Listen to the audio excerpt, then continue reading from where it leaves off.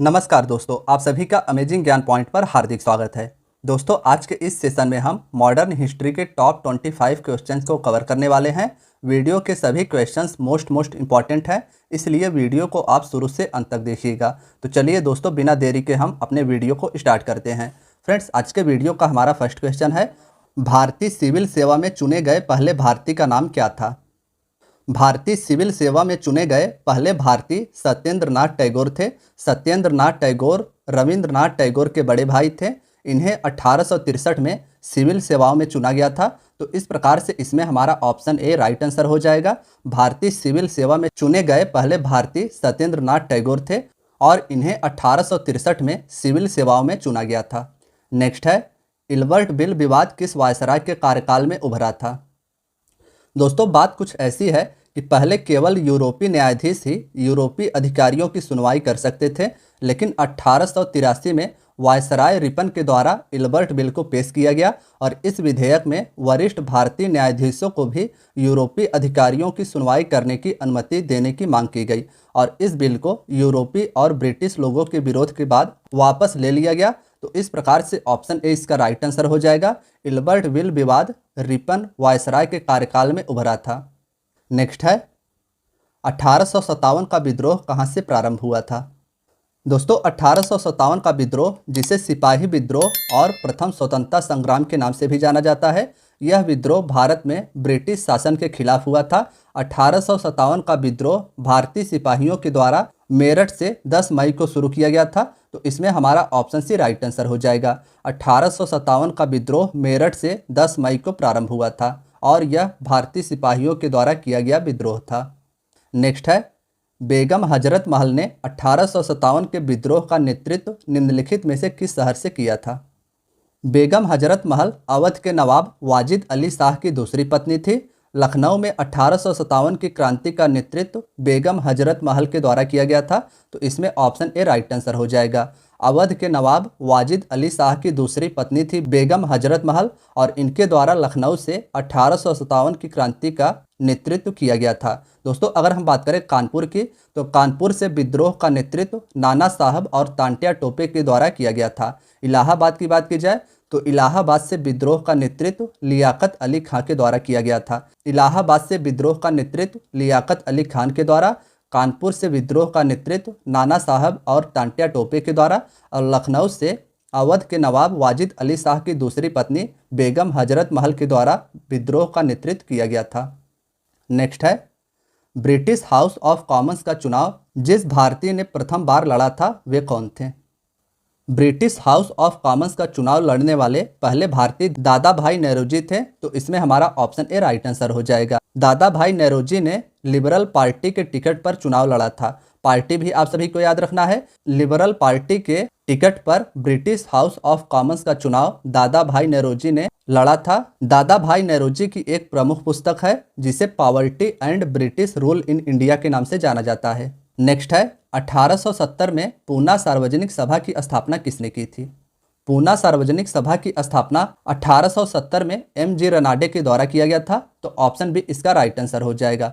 पूना सार्वजनिक सभा की स्थापना 1870 में महादेव गोविंद रनाडे के द्वारा किया गया था। नेक्स्ट है, भारत में लॉर्ड कर्जन के प्रशासन की तुलना औरंगजेब से किसने की थी? गोपाल कृष्ण गोखले के द्वारा कर्जन के शासन काल की तुलना मुगल बादशाह औरंगजेब से की गई थी। तो इसमें हमारा ऑप्शन ए राइट आंसर हो जाएगा।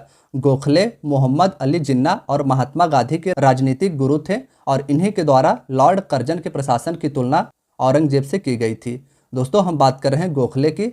महात्मा गांधी और मोहम्मद अली जिन्ना के राजनीतिक गुरु गोपाल कृष्ण गोखले थे और गोपाल कृष्ण गोखले के आध्यात्मिक और राजनीतिक गुरु एम.जी. रनाडे थे। नेक्स्ट है, आनंद मठ के लेखक कौन है? दोस्तों, आनंद मठ को 1882 में बंकिम चंद्र चट्टोपाध्याय के द्वारा लिखा गया था। तो इसमें हमारा ऑप्शन भी राइट आंसर हो जाएगा। आनंद मठ के लेखक बंकिम चंद्र चटर्जी हैं और इनके द्वारा 1882 में आनंद मठ को लिखा गया था। भारत का राष्ट्रीय गीत वंदे मातरम इसी उपन्यास से लिया गया है। इस उपन्यास में 1773 के सन्यासी विद्रोह का भी वर्णन है। नेक्स्ट है, लाइफ डिवाइन पुस्तक के लेखक कौन है? लाइफ डिवाइन पुस्तक के लेखक अरविंद घोष हैं। तो इसमें हमारा ऑप्शन डी राइट आंसर हो जाएगा। लाइफ डिवाइन पुस्तक के लेखक अरविंद घोष जी हैं। फ्रेंड्स, अगर हम बात करें महात्मा गांधी जी की, तो महात्मा गांधी जी के द्वारा अपनी आत्मकथा सत्य के साथ मेरे प्रयोग लिखी गई है। सत्य के साथ मेरे प्रयोग महात्मा गांधी जी की आत्मकथा है। और गीतांजलि इंपॉर्टेंट है, गीतांजलि काबुलीवाला, यह सभी पुस्तक रविंद्रनाथ टैगोर के द्वारा लिखी गई थी। नेक्स्ट है, भारत के राष्ट्रीय ध्वज का डिजाइन किसने तैयार किया था? भारत का राष्ट्रीय ध्वज, जिसे तिरंगा कहा जाता है, इसके डिजाइन को पिंगली वेंकैया ने तैयार किया था। तो ऑप्शन डी इसका राइट आंसर हो जाएगा। दोस्तों, भारत के संविधान सभा के द्वारा राष्ट्रीय ध्वज का प्रारूप 22 जुलाई 1947 को अपनाया गया था। तो यह भी आप सभी को याद रखना है। नेक्स्ट है, 27 दिसंबर 1911 में पहली बार जन गण मन कहाँ पर गाया गया था? भारत के राष्ट्रगान जन गण मन को कांग्रेस के कोलकाता अधिवेशन में 1911 में गाया गया था। तो इसमें हमारा ऑप्शन सी राइट आंसर हो जाएगा। कांग्रेस के कोलकाता अधिवेशन में पहली बार जन गण मन भारत के राष्ट्रगान को गाया गया था। और 24 जनवरी 1950 को संविधान सभा ने जन गण मन को भारत का राष्ट्रगान घोषित किया था। नेक्स्ट है, भारत में पहला समाचार पत्र किसने शुरू किया था? दोस्तों, भारत का पहला समाचार पत्र निकालने का श्रेय जेम्स ऑगस्टन हिक्की नाम से एक अंग्रेज को जाता है। तो इसमें हमारा ऑप्शन डी राइट आंसर हो जाएगा। भारत में पहला समाचार पत्र जेम्स ऑगस्टन हिक्की के द्वारा निकाला गया था। जेम्स ऑगस्टन हिक्की ने 1780 में बंगाल गजट का प्रकाशन किया था। नेक्स्ट है, खिलाफत आंदोलन का आरंभ किसके द्वारा किया गया था? खिलाफत आंदोलन 1919 में प्रारंभ हुआ था। इसका मकसद भारत में मुस्लिम समुदाय को एकत्रित करना था और तुर्क खलीफा को पुनः खलीफा बनाने का लक्ष्य इनके द्वारा रखा गया था। और इस आंदोलन का नेतृत्व शौकत अली और मोहम्मद अली नाम से दो अली बंधुओं के द्वारा किया गया था। तो ऑप्शन डी इसका राइट आंसर हो जाएगा। 1924 तक यह आंदोलन काफ़ी कमज़ोर हो गया था और 1924 में अतातुर्क नाम से एक व्यक्ति ने इस आंदोलन को समाप्त कर दिया था। नेक्स्ट है, भारत में सिविल सेवाओं का सूत्रपात किसने किया था? भारत में सिविल सर्विस का जनक कॉर्नवालिस को कहा जाता है। तो ऑप्शन डी इसका राइट आंसर हो जाएगा। भारत में सिविल सेवाओं का सूत्रपात कॉर्नवालिस के द्वारा किया गया था। कॉर्नवालिस के द्वारा ही 1793 में बंगाल में अस्थायी बंदोबस्त को लागू किया गया था। अस्थायी बंदोबस्त राजस्व से संबंधित है। नेक्स्ट है, 1878 का वर्नाकुलर प्रेस एक्ट किसने रद्द किया था? 1878 का वर्नाकुलर प्रेस एक्ट भारतीय भाषाओं के प्रेस की स्वतंत्रता को प्रतिबंधित करने के लिए किया गया था और इस एक्ट को तत्कालीन वायसराय रिपन के द्वारा निरस्त किया गया था। तो ऑप्शन ए इसका राइट आंसर हो जाएगा। 1878 का वर्नाकुलर प्रेस एक्ट रिपन के द्वारा रद्द किया गया था। नेक्स्ट है, हंटर कमीशन की रिपोर्ट में किसके विकास पर विशेष जोर दिया गया था? भारतीय शिक्षा के लिए 1882 में एक कमीशन गठित की गई थी जिसे भारतीय शिक्षा आयोग कहा गया। विलियम हंटर इस आयोग की अध्यक्षता कर रहा था, इसीलिए इसका नाम हंटर कमीशन पड़ा। तत्कालीन गवर्नर जनरल रिपन के द्वारा इस कमीशन को गठित किया गया था। तो हमारे क्वेश्चन में यह पूछा गया है कि हंटर कमीशन की रिपोर्ट में किसके विकास पर विशेष जोर दिया गया था? तो ऑप्शन सी प्राथमिक शिक्षा राइट आंसर हो जाएगा। हंटर कमीशन 1882 में गठित किया गया था तत्कालीन गवर्नर रिपन के द्वारा और इसमें प्राथमिक शिक्षा पर विशेष जोर दिया गया था। नेक्स्ट है, निम्न में से किसके अंतर्गत भारत में सर्वप्रथम सर्वोच्च न्यायालय की स्थापना हुई? रेगुलेटिंग एक्ट 1773 के अंतर्गत 1774 में कोलकाता में एक सुप्रीम कोर्ट की स्थापना की गई जिसमें मुख्य न्यायाधीश और 3 अन्य न्यायाधीश थे। इसके प्रथम मुख्य न्यायाधीश सर एलिजा एम्पे थे। तो नाम आप सभी को याद रखना है। रेगुलेटिंग एक्ट 1773 के अंतर्गत 1774 में कोलकाता में एक सुप्रीम कोर्ट की स्थापना की गई जिसमें मुख्य न्यायाधीश और 3 अन्य न्यायाधीश थे और इसके प्रथम मुख्य न्यायाधीश सर एलिजा एम्पे थे। नेक्स्ट है, भारत के विभाजन को टालने का अंतिम अवसर समाप्त हो गया था, वह कौन सा था? ऑप्शन सी इसका राइट आंसर हो जाएगा। कैबिनेट मिशन को अस्वीकार करने के साथ ही भारत के विभाजन को टालने का अंतिम अवसर समाप्त हो गया था। दोस्तों, हम बात कर रहे हैं कैबिनेट मिशन की। तो कैबिनेट मिशन 1946 में भारत आया और इसके 3 सदस्य थे। सदस्य के नाम आप सभी को याद रखने हैं। पैथिक लॉरेंस, स्टेफर्ड क्रिप्स और एवी अलेक्जेंडर इसके सदस्य थे और इन लोगों का कार्य भारत में शांतिपूर्ण रूप से सत्ता ट्रांसफर करना था। लेकिन कैबिनेट मिशन को अस्वीकार करने के साथ ही भारत के विभाजन को टालने का अंतिम प्रयास भी खत्म हो गया था। नेक्स्ट है, कांग्रेस के निम्नलिखित नेताओं में से कौन एक कैबिनेट मिशन योजना के पक्ष में पूरी तरह था? Option C Sardar Patel right answer हो जाएगा। सरदार पटेल पूरी तरह से कैबिनेट मिशन योजना के पक्ष में थे।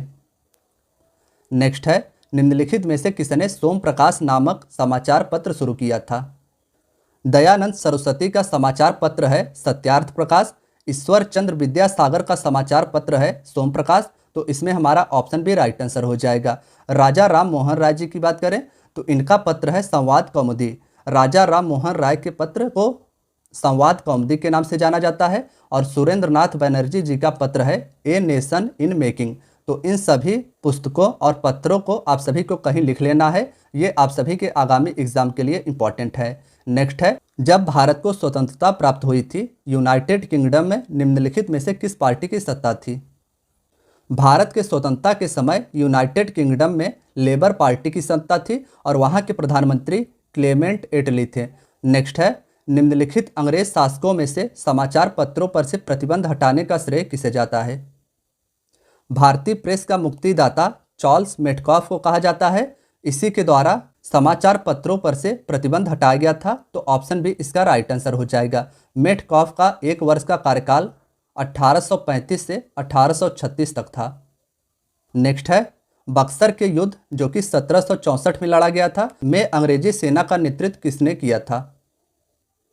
दोस्तों, बक्सर का युद्ध 1764 में अंग्रेज और मीर कासिम, अवध के नवाब शुजाउद्दौला और मुगल सम्राट शाह आलम द्वितीय के बीच लड़ा गया था। और इस युद्ध में अंग्रेजों की विजय हुई थी और इस युद्ध में अंग्रेज सेनापति हेक्टर मुनरो था। तो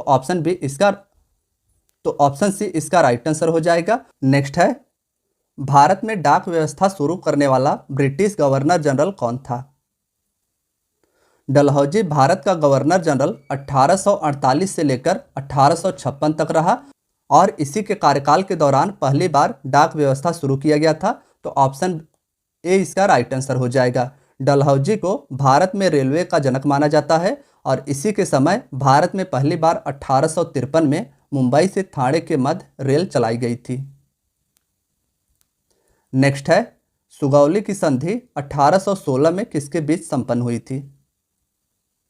ईस्ट इंडिया कंपनी और नेपाल के बीच सुगौली की संधि 1816 में संपन्न हुई थी। इसमें नेपाल के अमर सिंह थापा को आत्मसमर्पण करना पड़ा था। तो ऑप्शन ए इसका राइट आंसर हो जाएगा। सुगौली की संधि 1816 में ईस्ट इंडिया कंपनी और नेपाल के मध्य हुई थी। तो फ्रेंड्स, आज की आपकी वीडियो यहीं तक थी। वीडियो अगर पसंद आई हो तो वीडियो को लाइक और चैनल को सब्सक्राइब जरूर करें। धन्यवाद दोस्तों।